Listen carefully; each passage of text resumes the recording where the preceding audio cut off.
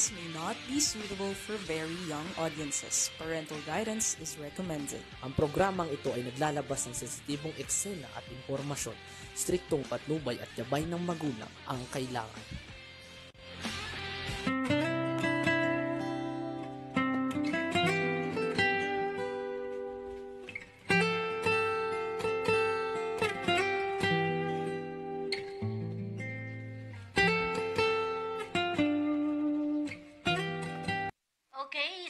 Magandang araw po sa atin ulit, mga kakampi, dito sa ating Kakampi Online.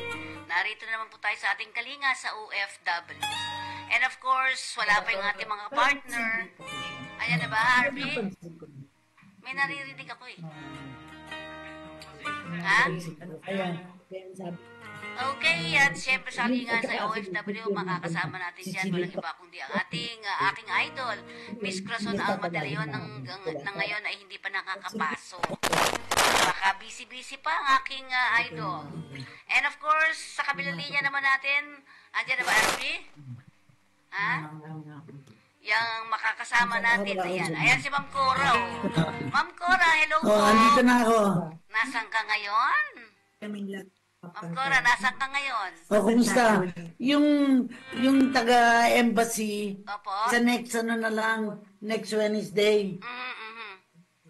Opo. Next Wednesday. Tuesday. Next Tuesday. Opo. Kasi sinabi ko, gusto nating makaimbita sa mga nag-diplomat. At kasi ito nag-serve sa Korea, nag-serve sa Singapore, Malaysia. Kaya tamang-tama, naging kanasa. At naitulong para makita natin na naging experience at yung nagawa nila na kahit na retired na sila, makatutulong sa mga nasa foreign countries na ganun, how to get help. Yes. Sa akin yun ang mahalaga. Paano sila magtulungan? Okay, Ma'am Cora, bati ka muna. Excited eh. Sino bisita natin? Bisita ka ba? Opo, meron tayo. Hinintay na lang natin pumasok. Ma'am Cora, bati ka muna sa ating mga kababayan. Sige. Sa mga lahat ng nasa abroad na OFW, isipin niyo po ang opportunity na yan, para din paniniwala kung walang forever. Maghanda ho kayo na para uuwi dito na nasa mabuting kalagayan. Dahil ang pagkakataon nyo dyan, makapag-ipon, makapag-uwi ng pera, pero baka kulang pa kahit na nagtrabaho ko dyan ng matagal, hindi ko garantisado na masasagot lahat ng pangangailangan, katulad ng pagkakasakit, katulad ng pagkawala ng hanap buhay sa Pilipinas. Tapos merong nabasa ko nga, na-mention ko na, there are 10 countries na magpapauwi na ng mga Pilipino. Bakit? Kung sila caregivers, malalaki na yung mga anak, baka nagtatrabaho na. Kung sila ay nasa project, baka tapos na yung project.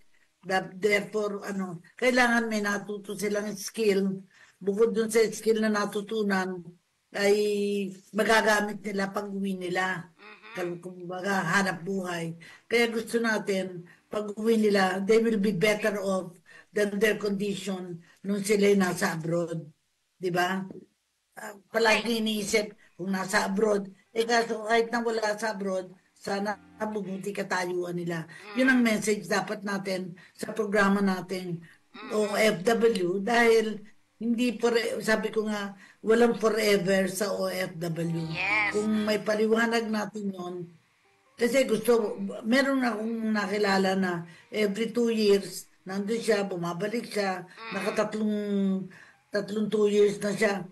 And I think she's happier. Ang niya, nagtatrabaho na siya sa Pilipino, kaya lang yung kanyang boss ay magkakaroon ng transplant. Siya ang magdodonate sa transplant.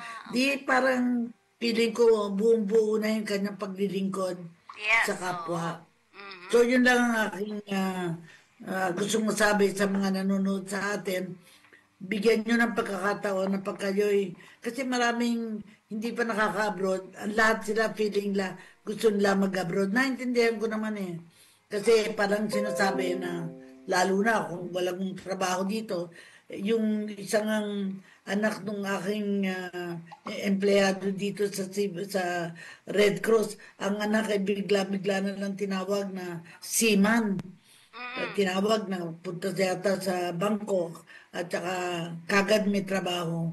Katulad ng mga seaman, may mga contract sila eh. Oo. Kaya ang gusto kong sabihin, habang nag-enjoy sila ng contract, isipin nila kung ano yung kanilang skill na pwedeng makukuha para magagamit nila pag bumalik sila. Kumbaga, magre-repair ng air condition, television, lahat ng equipment, at magtayo ng sariling negosyo. Yun. Kung pwede. Ma'am Cora, ang So sinasabi nga yun lang natin, aking panawagan.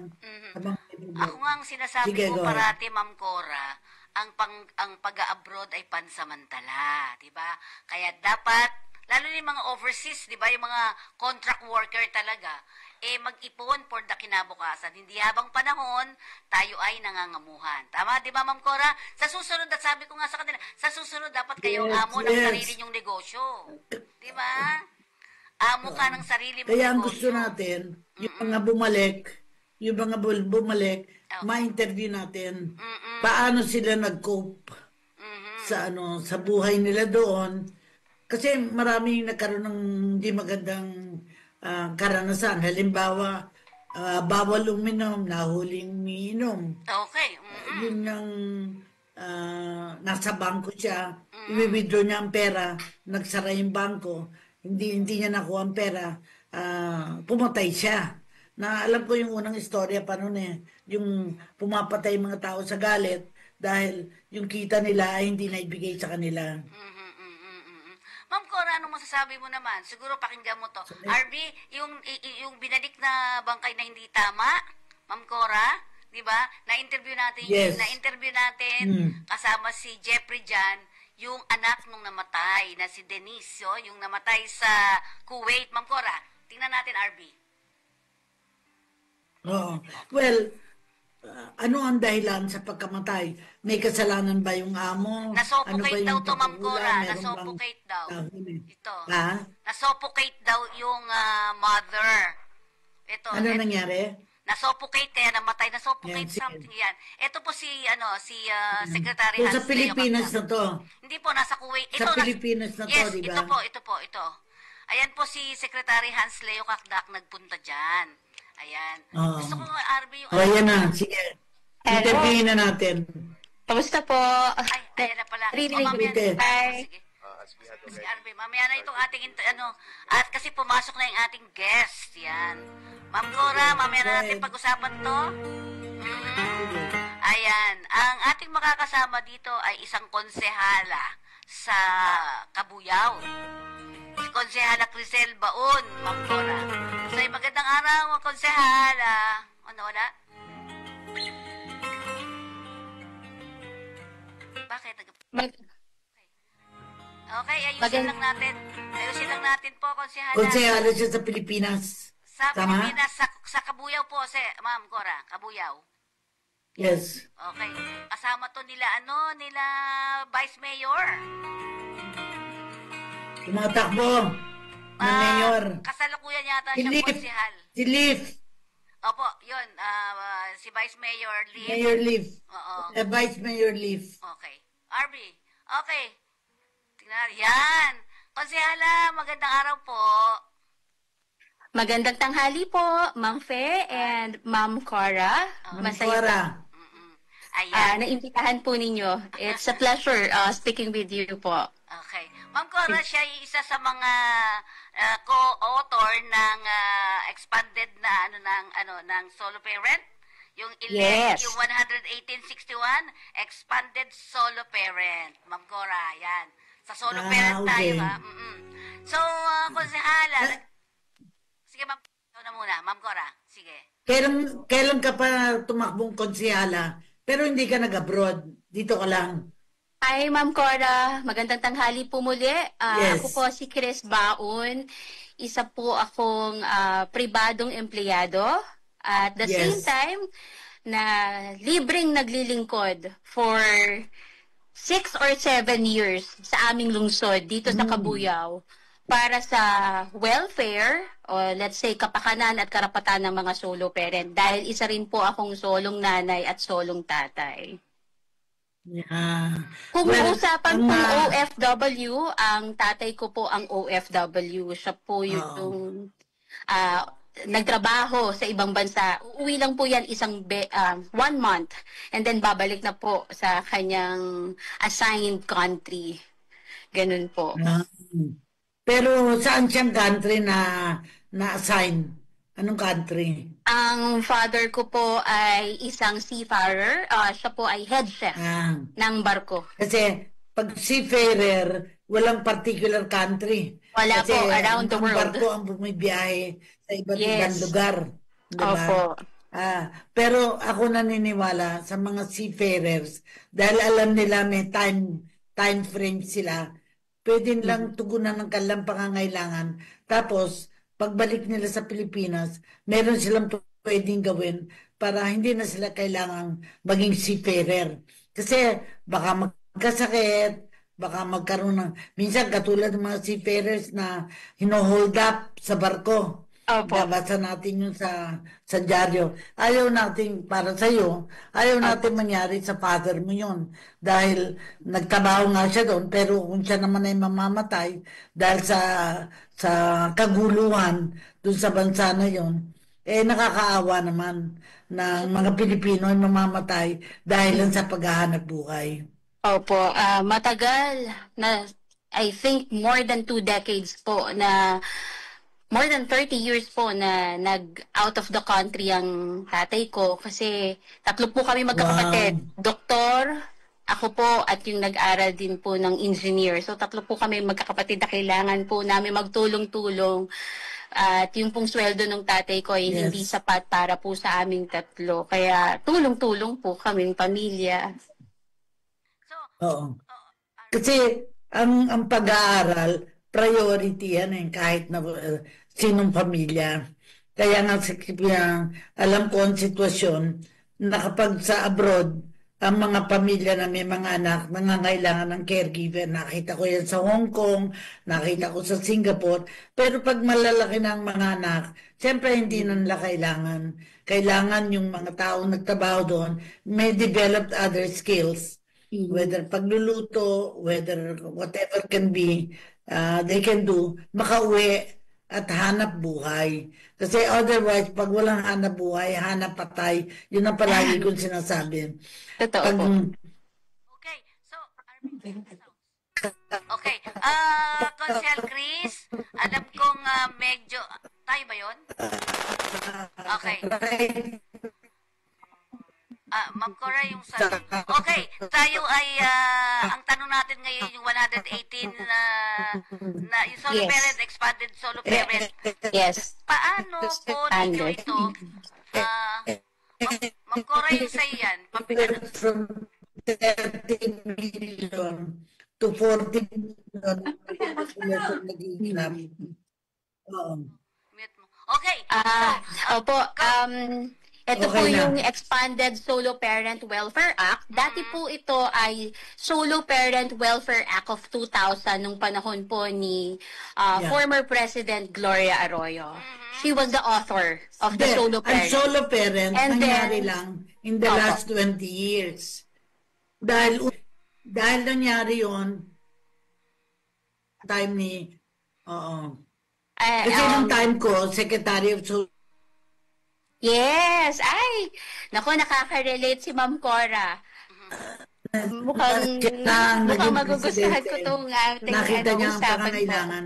Ma'am Cora, naglolo ko yata yung wifi mo, Ma'am Cora. Go ahead. Ma'am Cora, naglolo ko yung wifi mo. Ako ba? Ako Opo. ba ang problema? Opo, yung wifi Teka, tingnan ninyo. ko. Sige. Okay. So, balikan natin yung yung solo parents sila. Okay na, pinatay ng cellphone dito. Okay na, Ma'am Cora? Data ko. Okay. So, Anyway, yung organization ng solo parent, recently. Kasi, kaya naman nagiging solo parent, ay very common na yung hiwalayan. Pag medyo nagka-problema, hiwalay. Nung araw, kahit may problema, ang tawag, tinitiis. nagtitiis ang mga kahit na hindi magkasundo dahil hindi nila nakikita na ang paghiwalay ay makabubuti. Pero nakikita nila ang paghiwalay ay nakasasama sa pamilya. Sa iba nakasasama, sa iba naman hindi nakasasama. At mas mabuti kasi kung sinasaktan sila, naman nabibigay ng sustento, para pa may asawa kung hindi ginaganap yung kalang tungkulin. So, Di ba? Kung Chris, Ikaw bilang solo parent, paano ka naging solo parent? Siguro yun ang tanong. Paano ka naging solo parent? First po, Ma'am Cora. Nag-ibang bahay? First po, natutuwa po ako na nakakarinig po kayo dun sa... ba ang iyong asawa? Hindi, Ma'am Cora. Ano siya? Tawag doon, sinulog. Balo po, widow. Balo po. Pumanaw po ang aking asawa taong 2015 at nung pong 2016 na kwento ko lamang po ang istorya. Ano po?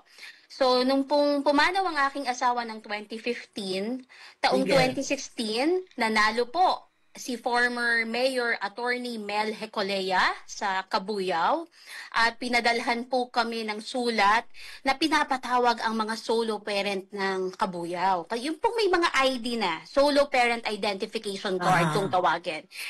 From there, natuwa naman po ako dahil kinikilala na ang solo parent sa Cabuyao. So, proactive po na umattend ako ng meeting. From there, diniscuss po yung rights ng solo parent. Ako po, ang ginawa ko po, tumaas ng kamay. Bakit ako tumaas ng kamay? Kasi yun po yung trabaho ko. Yung sa approval, sa mga leaves, dahil nga po nasa corporate ako, kaya po nakaka-relate po ako sa sinasabi ng social worker. And then from there, nagkaroon po kami ng samahan. Yun po pala, kaya nagpatawag ay para mag-form ng isang organization na kilalanin ang sektor ng solo parent. Dahil po, alam naman po natin na ang sektor ng solo parent ay part of the marginalized and vulnerable sector. So, from there, nagkaroon po kami ng botohan, ng eleksyon, inumpisahan po na maayos ng local, and then pag nagtayo na ng organization, papasok na dito yung articles, yung bylaws. Yes. And from there po, yun po, inupuan ko na po. Nagpapasalamat po ako sa dating mayor na si Attorney Mel Hecolea. Hinayaan niya po akong kumilos. Hindi po yung naging sunod-sunuran kung tawagin, sorry for the term, na yes and no lang ang isasagot. Hindi po ako ganon. Hanggat maaari, kung pwede kong makausap ang mga taong related sa batas na ito, ganon po yung ginawa ko. Sinabi ko po sa kanya dati, Mayor, hayaan mo kung tulungan kita na maayos natin to kasi ngayon pa lang to binubuo dito sa Cabuyao. Tingnan natin kung ano yung maitutulong ng national. So from there, I did my research. Nagpunta po ako ng DSWD. Hinanap ko po kung sino ang humahawak ng policy. Kasi di ba po, nasabi nyo, naging secretary po kayo. So from the division itself, may mga policy makers. Nakipag-usap po ako doon. Humingi po ako ng schedule. Hindi po ako nahiya. Naglakas loob po ako. From there, gusto ko pong malaman anong nilalaman ng IRR ng 8972. So I know kung paano ko siya i-deliver as a president sa Cabuyao para makatulong bilang advocacy arm ng gobyerno. So, sabi ko, medyo vague ang batas ng solo parent at naniwala naman si DSWD. So, sumulat po tayo sa CHR, naggawa po ako ng research, mga common na problema ng solo parent na hindi natutugunan. Yes, kasi nga hindi pa po siya nabuboost hindi pa po siya ganun kakilala. At meron na po palang mga nakapending bills nung nag-research po ako. So from there, sumulat po ako sa Senado, sumulat sa Kongreso, sumulat sa DSWD. Yan po, sinikap ko po yan. Though nagko-corporate din po ako, pag po kailangan ko mag-leave at mag-absent at pumunta sa central office ng DSWD, pupunta po ako. Para lang po makipagtulungan sa CHR at sa DSWD. At that time, si Gloria Arroyo ang secretary o presidente na? After po ng term ni former President Arroyo, it was Estrada, and then right after Estrada is after Estrada, Arroyo, and right after Arroyo is Pinoy. Tama po ba ako? Pinoy. Tama, Pinoy Pinoy. na. From there po, may mga pending bills na from Pinoy. And then, nung pong natapos si Pinoy, nakarating na po sa Congress yung mga pending bills ng Si samahan Duterte po na. Opo, nung panahon po Si ni Duterte, ano Duterte, nangyari kay Duterte? we reached out to senators. These are the proponents of the Expanded Solo Parent Welfare Act. Si Senator Risa, si Senator Bongo. Sila pong dalawa, though they are from different political party, pagdating po sa kapakanan ng samahan, magkasundo po talaga at nagkakaisa na maisabatas itong pagbabago ng Solo Parent Welfare Act. So at the moment, may batas na, di ba? Yes, opo. Itinatawag po yan, Solo Parent Welfare Act of 2000. So, ngayon na-expand na ito.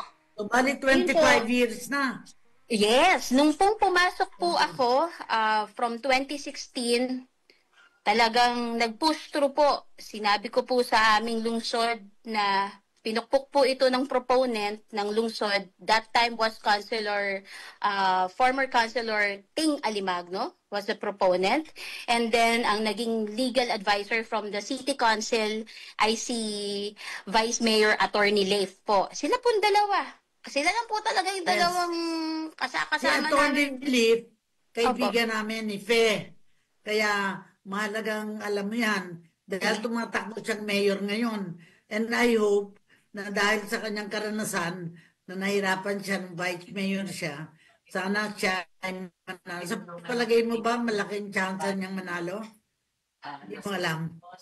Para po sa akin, malaki po ang tsansa ng ni Attorney Leif, ni Vice Mayor Attorney Leif para sa posisyon na kanyang hinaharap bilang mayor kasi po transparent po siya. Yung pong kapakanan, karapatan ng bawat isa, yung concern niya. At si Lord... Pero sino tumatakbong vice mayor ngayon?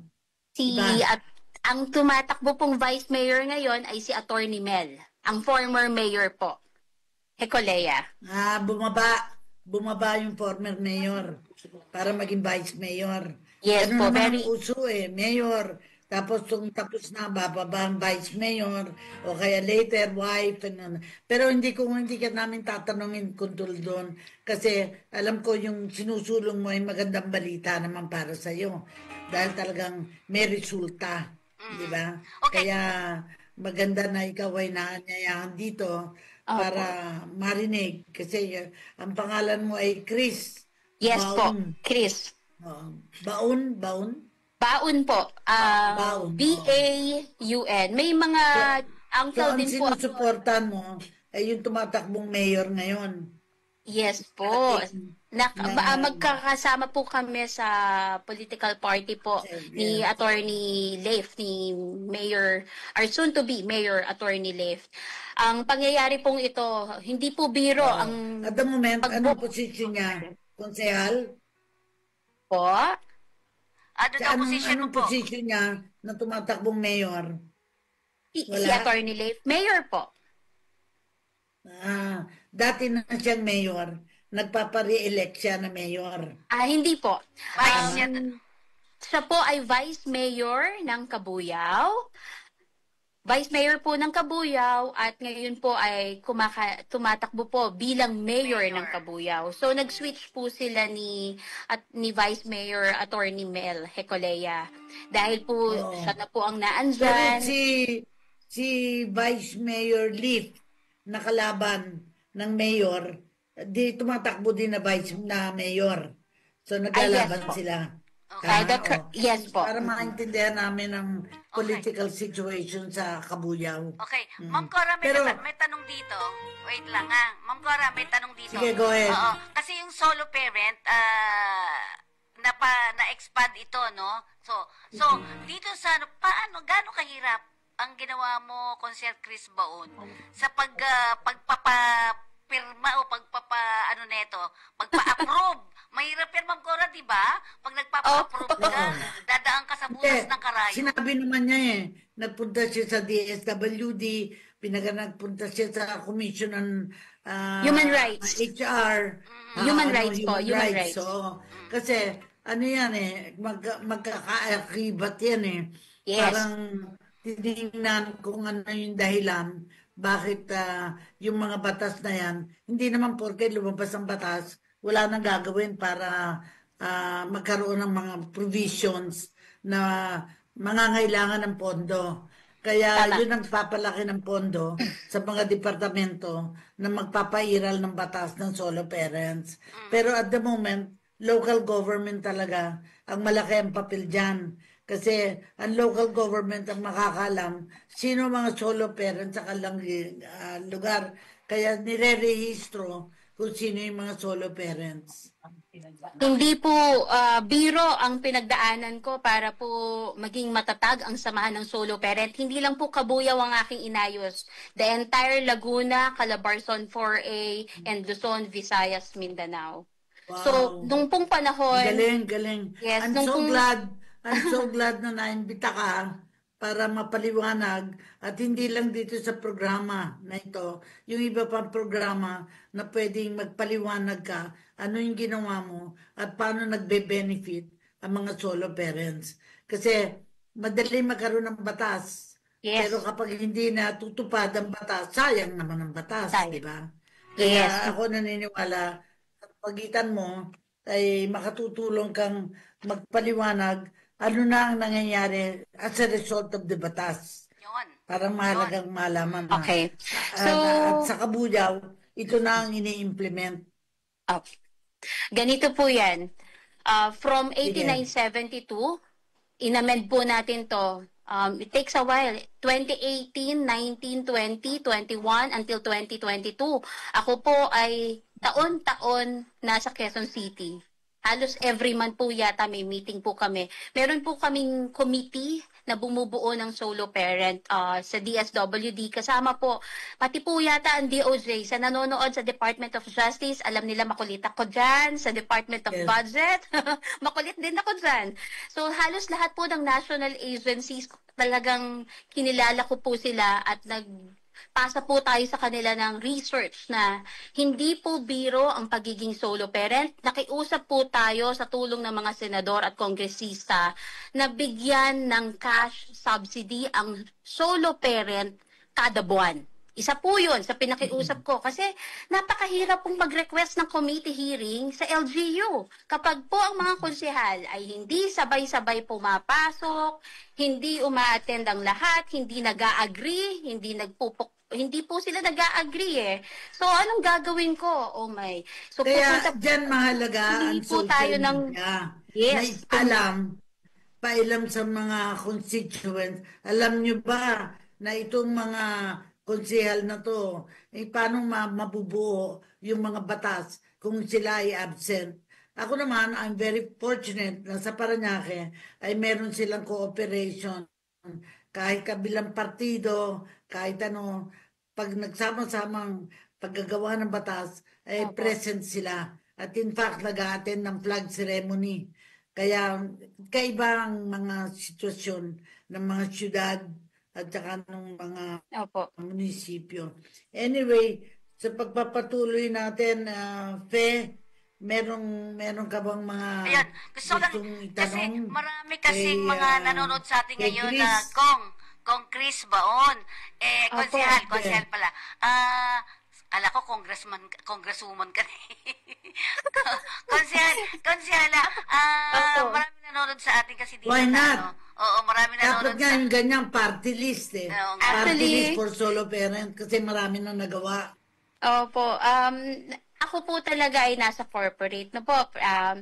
Sanay po ako na you are paid every cent Yeah. every second. Totoo yan. Hindi ka pwedeng hindi magtatrabaho, hindi ka pwedeng magpapasa ng productive report mo. So, siguro ganun po ako nakilala ng aking mga kapwa officers. Pagdating po sa trabaho, very strict po ako. Pero after work, ako po ay kaibigan, kapatid, katawanan, kabiruan. Kasolo. Siniseryoso ko po talaga yan. Kaya nung pong nabigyan ako ng pagkakataon na pamunuan ko ang samahan ng solo parents sa Kabuyao, ay sinikap ko po na makatulong ng gobyerno, ng aming lokal na lungsod, ng pamahalaan. Sinikap ko po na makapagbaba din ng tulong pinansal, makapagbaba ng livelihood program, lalo na po nung pandemic. In fact po, nakapagbaba po tayo ng 31.5 million galing po sa national. Yun, galing. Pero, alam mo mga gusto ko sabihin kanina, maraming nanonood sa atin ngayon na mga solo parent. O, di ba? Solo parent. Yang binabanggit mo, Kong, narinig mo ba ako, konsyala? Yes, maraming nanonood sa atin na mga solo parent. At nagpapasalamat sila dahil nga sa yung nagawa ninyo, di ba, Ma'am Cora, ay nakapapakinabangan din ng iba, hindi lang sa Kabuyao. Tama ba? Yes po. Ito pong ginawa po namin ng aking samahan sa national, hindi lang po ito pang Kabuyao. Damay po dito ang bayan ng Santa Rosa, Calamba, Los Baños, Bae. Ay, sa mga nakikinig pala, hello sa aking mga katabing bayan. Parang role model. Luzon, Visayas, Role Mindanao. model ang Kabuyao na lumawak na ang implementasyon ng programa. Actually po, So, magandang for the past 6 years, pero ang walang Kabuyao po ang party role list model. ng solo parent. Ano? Meron ba? Walang party list ng solo parent. Ma'am Wala. Cora, for the past Yes. 6 years, from 2017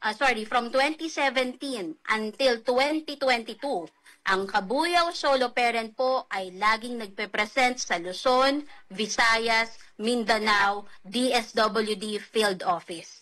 Role model po ang solo parent ng Kabuyao. Pero hindi nag-attempt mag-party list. Kasi ganyan ang konsepto ng party list. Kung all over na. Inalok po nila ako na mag-party list. Inalok po ako.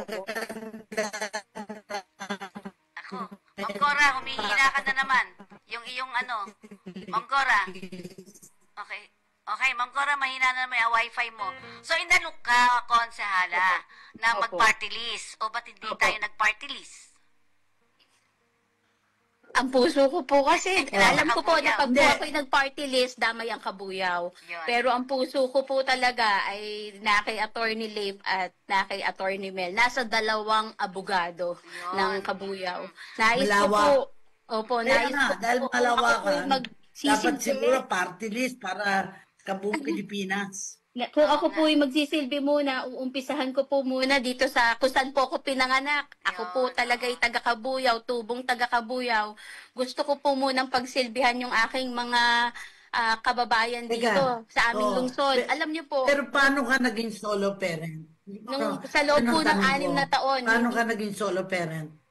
kagaya po ng sabi ko, ako po ay balo, pumanaw po ang aking asawa. Mabait naman po ang aking asawa. Pumanaw po siya, kaya po naging solo parent po ako. At nung po siya ay pumanaw, pinanindigan ko na po ang pagiging solo parent. Hanggang ngayon, solo parent pa rin po tayo na nagvo-volunteer sa aming lungsod. Pero Yun na po yung aking kumbaga pagtapos po ang aking gawaing trabaho, gawaing bahay para sa mga bata, di volunteer. Minsan nga po, hindi ko na naisasama ang aking pamilya, hindi po ako nakakalabas kasi kailangan ko po mag-volunteer. Ito na po yung parang passion mo na eh. I'm not asking for any return. Wala po akong hinihingi for any return. In fact, naglalabas pa nga po tayo kasi gusto po nating maayos. Natutuwa naman po ako at kinilala po ng DSWD Central Office at ng Field Office Alabang ng Calabarzon 4A ang Kabuyao for the past 6 years. Dahil kami po talaga yung nanguna. Yung kasalukuyang sa best secretary ba practices. ngayon ang katrabas kwentas mo tungkol sa DSWD o yung previous secretary? Sino ngayon ang kausap mo sa DSWD? One of my O mentors po. undersecretary? Yes, one of my mentors is former Undersecretary Luz Ilagan. Luz Ilagan po. She is one of my mentor. Undersecretary. Luz Ilagan. Yes po. Bawat ano na yes, yung party list yun talaga si Lucilagan. Di ba? isa po siya sa napakagaling kong mentor. Yes, yes. Ineo. Yeah. So, wala po akong masabi sa tulong na at sa knowledge na magaling yun, magaling. Po. Yes. Kaya po siguro ito ako ngayon bilang kanyang anak-anakan, nagpapasalamat po ako sa lahat ng naituro niya sa akin hanggang ngayon. Hindi po ako kumikilos ng walang legal team, walang social worker, wala pong counseling. Kompleto po yung team namin. So kaya po ready po tayo sa kumbaga nga pagdating sa giyera, ready tayo. So handang-handa na sa May 12. Handang-handa na tayo sa May 12, no? Ay, opo. Ang akin po, mapaglingkuran ko po ang aking mga kababayan dito sa Kabuyao. Hindi lang po sa solo parent ang focus natin. Ang People's Organization, kailangan pong respetuhin ng ating lokal na pamahalaan ang bawat samahan sa Kabuyao. Papalakasin po natin yan at nais po natin na hindi sila yung nakikilala lang pag-eleksyon. Normally po kasi kapag may sektor, ayan na sila, eleksyon na uli, di ba ganon? Nakikilala lang. Ramdam ko po yan dahil ako po ay isang leader, isang member, kaya alam ko po yung pakiramdam. Ngayon, nais po nating iparamdam sa bawat sektor na hindi kayo pang seasonal lamang. Kayo ay mahalagang parte ng LGU o ng gobyerno. Ini-embrace po yan. In fact, ini-embrace po sila dahil malaki po ang naitutulong nila sa ating pamahalaan. Kapag sinabing solo parent, Ma'am Cora and Konsehala Chris Baun, ito ba'y pambabae lang o kasama yung mga ibang lalaki na solo parent na rin? Ang solo parent po ay pwedeng tatay, nanay, senior citizen, lolo, lola. Pwede rin pong parte ng LGBT. Sorry for the term, yung tinatawag nating tomboy, bakla. Meron po kami ganung solo parent. Pag in-interview mo, paano ka naging solo parent? Meron bang nag-inuman. Nanonood, nakikinig sa atin abroad? Fe? Meron po, Ma'am Cora. Oo. Yung, kasi yung mga nasa abroad, solo parent din sila, kasali sila dyan? Yung mga... Yes po. Okay. Yes po. Depende po yan. Sabi po ni DOJ sa akin, Chris, it may vary with the means test. So, natuto ko kay DOJ, ano po ba ang means test natin? Sa atin, sa Pilipinas, ang Department of Justice, they are considering 20,000 below. Kapag ikaw ay kumikita ng 20,000 pababa, ibig sabihin nun, part ka na ng poverty threshold. Kaya po, meron tayong tinatawag na cash-subsidy for solo parent na kumikita ng 20,000 pababa. Sila po ay makakatanggap kada buwan, nasa batas po yan, na dapat sundin ng LGU dahil yan po ay inimplement na ng ating DILG. Nung pong hindi pa bumababa si DILG Ben-Hur Abalos, ngayon po na pinaltan ni Sir John Vic Remulla, mahigpit na sinasabi sa bawat munisipyo o bawat city. Kasi it may vary eh. May Class A, Class B, Class C na city or munisipyo po, di ba? Dapat 1,000 kada buwan nakakatanggap ang solo parent. Pero depende po yan sa means test na sinasabi natin na 20,000 pababa ang kanilang kinikita. Sabi ko, 20,000 po pala, Mr. Chair. Sabi ko po sa DOJ. Ngayon, nakiusap po tayo sa Department of Budget. Paano po natin to ipapa-implement, Department of Budget? Makulit po ako during the IRR namin. Talagang ako po ay proactive na nakikipag-interact sa bawat undersecretary na pinapadala ng secretary ng bawat national agency. So from there, sa appropriation ng munisipyo, doon po yan kukuhanin. Regardless kung anong pinamimigay ninyo, regardless kung gaano nyo pinaganda ang inyong December Christmas, basta kailangan 1,000 per month ipamibigay yan sa mga solo parent. Hindi po yung alam mo, quarterly lamang. Kaya po yan po, ditong nag-budget hearing sa Congress, maliwanag na sinabi po ng DILG, may 1,000. ng NHA. Yes, ito po, babanggitin ko po yung mga national agencies dahil ako po umattend ng Congress hearing. for the budget. DILG, NHA, DOH.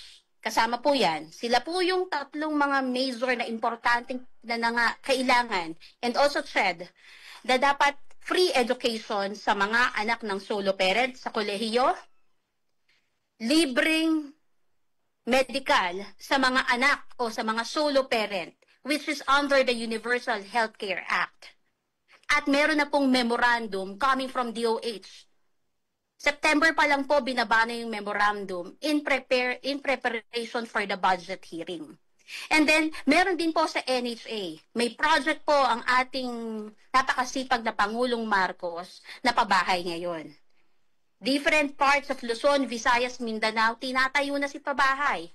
At may allocation po doon ang solo parent. Hindi po pwedeng baliwalain ng bawat LGU na nakikinig po sa atin na dapat po mabigyan ng pansin ang mga solo parent na nangungupahan, ang mga solo parent na masisipag na nagiging nanay na, tatay na, naghahanap buhay na sa gabi, sa araw. Dapat po yan, iniisa-isa, sino ba yung mga dapat bigyan ng pabahay? Kasi po, budgeted na po yan. May alokasyon na po. At yan po, kapag po sinearch niyo yan sa Google, Congress, budget hearing, Senate, tapos na po pagdating sa mga solo parent. Kaya nananawagan po tayo. I'm not only speaking for Kabuyao but also for the entire nation. Sana po ay sundin po natin kung ano po yung nakalagay sa batas. Alam mo, Chris, nung maging Secretary ako of Social Welfare, wala pa yung Solo Parents Act. Kasi ako naging Secretary 1992 to 95. So ito recent development. At because of the recent development, may kasama niyang budgetary allocation na heretofore wala naman during my time. Pero naniniwala ako na dapat talaga merong masusing pag-aaral na hindi lang basta mamimigay ng pera, pero tutulungan para gumanda ang buhay. Kasi Tama hindi po. porket bigyan mo ng tulong, may ayuda, bumubuti ang buhay. Right now, ang bilang 40 million ay ang tinatawag na mahirap. Sa amin, sa Parañaque, ang senior citizens, 80,000. So kung titingnan mo, sa 80,000 ay man na yun, hindi lahat ay dahop na dahop. Pero chances are, mahirap na yung mga senior citizen, lalo na kung walang SSS, walang GSIS, talagang dependent sa gobyerno ng local government na makatutulong sa kanila. Pero naniniwala ako sa effort mo, and I'm glad inimbita ka ni Fe para makadaw-palad namin. Nakita ko sa apelyido mo lang, yan ang baon mo. Baon mo na ginawa mo na parang ina-acknowledge ang iyong contribution. Kaya sinasabi ko, parang kahanga-hanga na kailangan bigyan pansin yung mga nagawa mo, hindi lang sa Kabuyao, kundi sa mga. And I think, ikaw ang mga kailangan maging kongresista, maging senador, kasi ikaw yung may nagawa na. Yun ang aking paniniwala. Go ahead. Ma'am Cora, maraming salamat po na kinikilala niyo po ang pagmamalasakit. Ito pong ginagawa ko ay pagmamahal po sa aking lungsod, sa bayan. Hindi ko naman po ito magagawa kung hindi po ako hinayaan ni former Mayor Attorney Mel Hecolea na makalipad sa national, at hindi rin po ako hinayaan ni ating soon-to-be Mayor, Attorney Leif Opiña. They are one of my legal advisors, and also Ma'am Luz Ilagan. Wala po ako masasabi sa kanya. When I found out that she's from Ateneo and I am from De La Salle, sabi ko, magkakasundo kami nito. Ayun.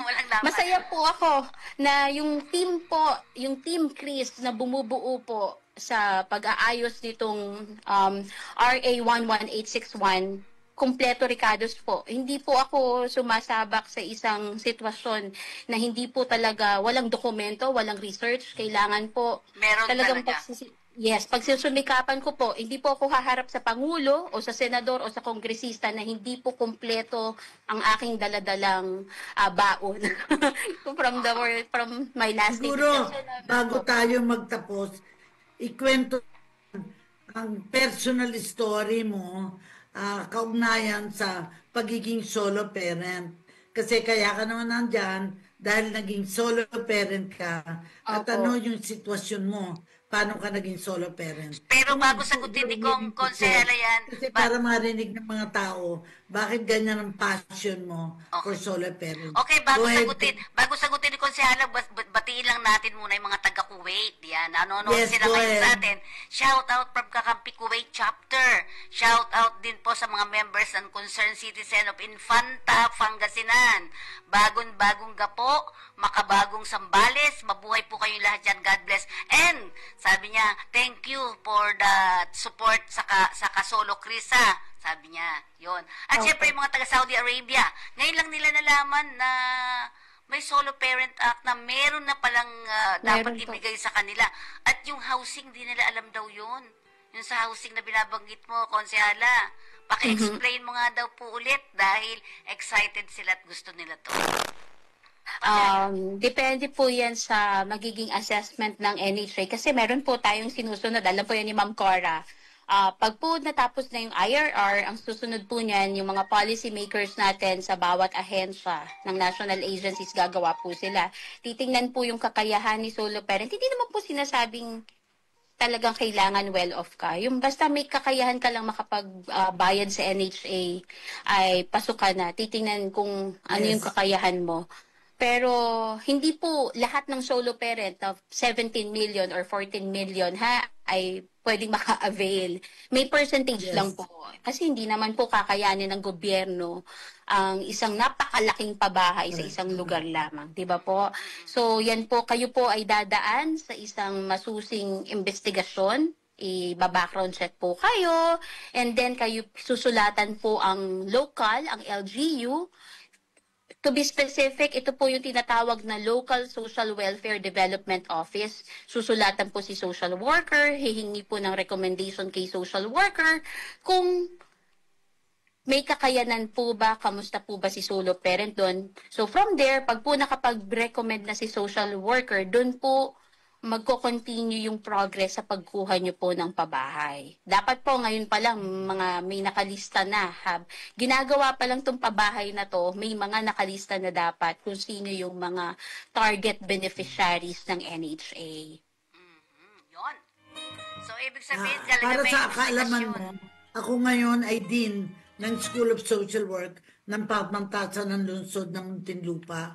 Siguro, dapat maging resource person ka pag tuturo ko na doon.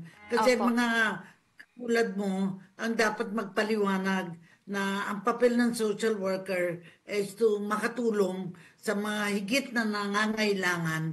At ano ba yung pangangailangan? Siyempre, iba yung pangangailangan ng solo parent. Yes. Minsan, kaya nga tinatanong ko, merong mga solo parent, naging solo parent, hindi lang dahil artista sila. Maraming solo parent na artista, di ba?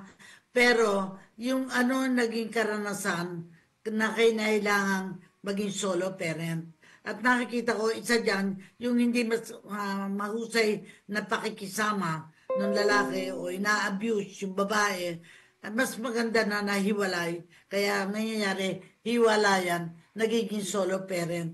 Minsan, ang lalaki hindi tinutupad yung pagbibigay, pagkaroon ng hanap buhay para tumulong sa pamilya. Kaya maraming mga dahilan bakit nagiging, ang pinakagrabe, yung nananakit, yung therefore, hindi dapat na magpatuloy ang relasyon dahil nananakit yung lalaki at nagne-neglect ang kanyang pamilya. Ano sa palagay mo, Chris? Ang comment ko doon, dahil ako walang asawa, so maaaring hindi ko naunawaan kung ano yung mga pangyayari. Pero nakikita ko lang ang mga sitwasyon na napipilitang maghiwalay sapagkat hindi natutugunan ang pangangailangan ng babae o ng asawa at yung kanyang mga anak. Tama ba yung aking paniniwala, Chris?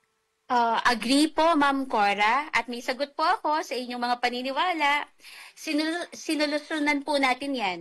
Unahin po natin doon sa mga asawang masarap kuritin sa singit at paluin sa puwet. Ito pong mga asawa na masarap kurutin sa singit at paluin sa puwet, katuwang po natin ang PAO. Huwag po kayo matakot. Bawat region, bawat area sa inyong probinsya may PAO. Si PAO alam na po nila, pag sinabing solo parent, alam na po nila ang gagawin dahil meron na pong instruction ang ating PAO head, si Attorney Acosta. Yes. Isa po yan sa ating ipinakiusap. Kasi nga po, meron po tayong committee, PAO, SED, TESDA, DOJ, DOB, ang Senate. Bumuo po tayo ng team. So, ang payo po ni Attorney Acosta sa mga solo parent na nangangailangan ng tulong, sa mga asawang, yan po, yung ginugulpe, binubugbog, hindi sinusuporta ng mga anak, it's only 1% of the 100% criteria bilang magulang ang suporta. Yeah. Kaya, hindi pababayaan ba natin yan? No. Hindi natin yan pababayaan at hindi yan makakaligtas sa batas. Isumbong niyo po sa PAO, huwag po kayong matakot. Dito po, mabanggit ko lang po, magkakaroon na ng regional trial court dito sa atin sa Kabuyaw, madadagdagan. Yes. Nagpapasalamat tayo kay Congresswoman Ruth Hernandez. At dahil dyan, madadagdagan ng mga legal team natin. So from there, makakapagsumbong po kayo. Because that's only 1% of the 100% pag sinabing love and care sa ating mga anak. Ayan, meron nakakampi dyan sa... Kakanga talaga. At I'm sure yung mga nakapanood ngayon ay pagpapatuloy natin yan dahil meron akong programang bago ang lahat mamamayan muna. Iimbitahin ka rin namin para makapagpaliwanag sa all over the country at yun sa mga ibang bansa. Malawak na ang nanunood sa kakampi kasi it has been going on for some time. Ako din naman yung isang programa, palagay ko makakatulong din, mapaliwanag natin pa, higit lang sa mga nanonood mula overseas, pero yung mga local sa mga barangay, sapagkat bago ang lahat, mamamayan muna, ay iimbitahin ka rin namin para may paliwanag sa kabuuan sa mas marami pang grupo ng ating public sector media. Okay. So yun na lang sa akin, ikaw Fe, meron ka pang message? Konsehala, ngayon ay humahabol ka daw bilang isang konsehal dyan sa Kabuyaw. Ano ba ang magagawa mo naman daw kapag ikaw ay napili nila na maihalal bilang konsehala? Sa loob po ng 6 na taon na ako'y volunteer ng ating lungsod, masisipagan ko pa po. Kung sinipagan ko pong maayos ang samahan ng solo parent, hindi lamang sa Kabuyaw, kung hindi sa Luzon, Visayas, Mindanao, sisipagan ko din po na maayos ang bawat sektor sa aming bayan. Ayan. Ang nais po natin, gampanan po ng maayos. Pero ding pagpili ang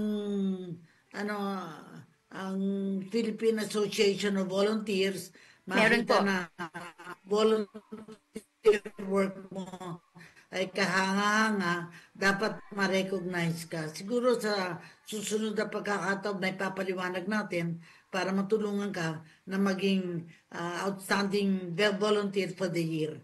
Maraming salamat po.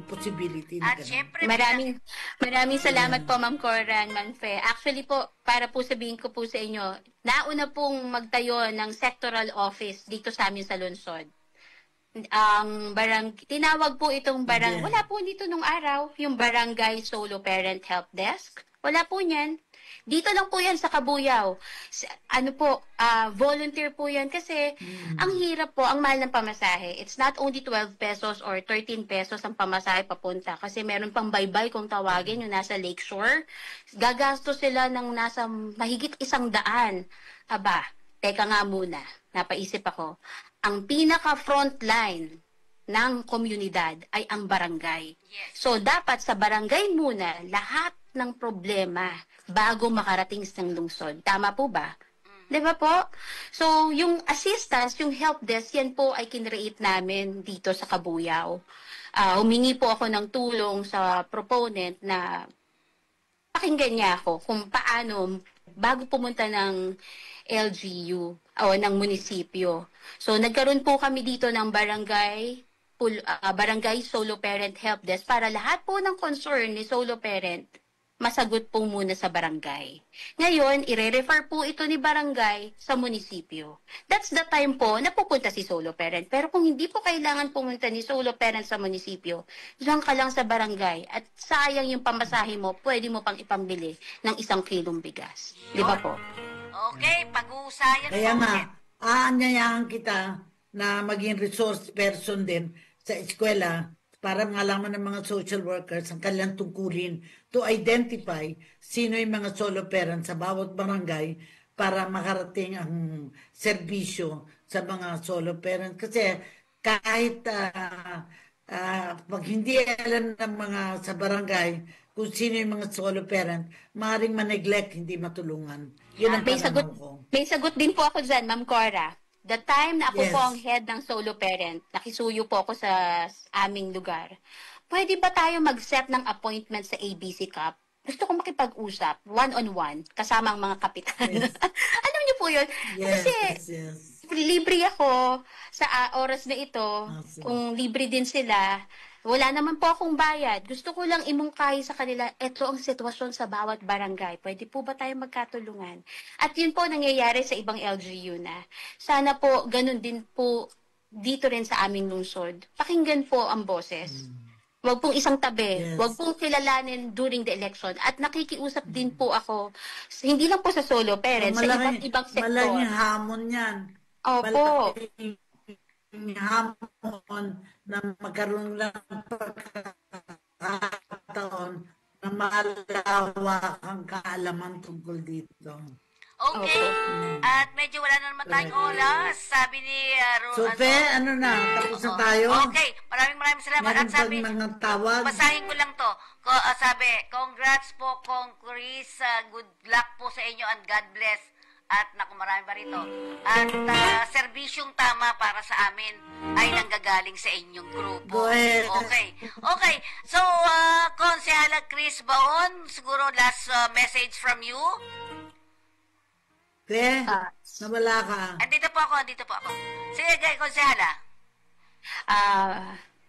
Sige, mag-goodbye na tayo kasi mukhang nawawala. Ikaw, Sige po. Maraming salamat po, Ma'am Cora and Ma'am Fe. Ako po ay kagaya po pa rin po ng dati. 6 years ago until now, maglilingkod po tayo ng walang personal na interest. Kung nagawa po natin for the past 6 years, magagawa pa rin po natin yan. Ang atin po, tama po yon, serbisyong tama. Gawin po natin yung atin pong magagawa. Meron pa? Okay. So, Goodbye na tayo, salamat. Fe. Yes po, bahala. Maraming pong salamat sa inyo lahat. At Konsehala, good luck sa iyo at sana ay magkita-kita tayo muli diyan sa Kabuyao, Ma'am Cora. Pupuntahan ka namin ni Ma'am Cora diyan, ha?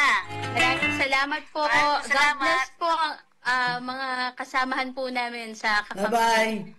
God bless po. God bless. Paalam po. Paalam po. Ma'am Cora, paalam na tayo. Mahinang. Okay, at ito po yung Likod Freddy Nicodemus, nagpapaalam po sa inyo. And of course, thank you, Konsehala Chris Baon. At sana po wag niyong kalimutan na ang ating mga solo parent ay may karapatan din. Okay, maraming pong salamat. Ma'am Cora, kaya pang magsalita? Ma'am Cora. Yeah, ang masasabi ko lang, magagawa natin ang lahat ng bagay kung di tayo nag-iisa. Okay, ayan. At siyempre mag-uusap kayo ni Konsehala Chris Baon dahil marami pang pag-uusapan kayo ni Ma'am Cora at Konsehala. Okay, Sabi ko, magagawa natin ang lahat ng bagay kung di tayo nag-iisa. okay, marami pong salamat. Sama-sama ang pagkilos. Yan, marami pong salamat. Thank you, Bye-bye thank po. you. Bye-bye.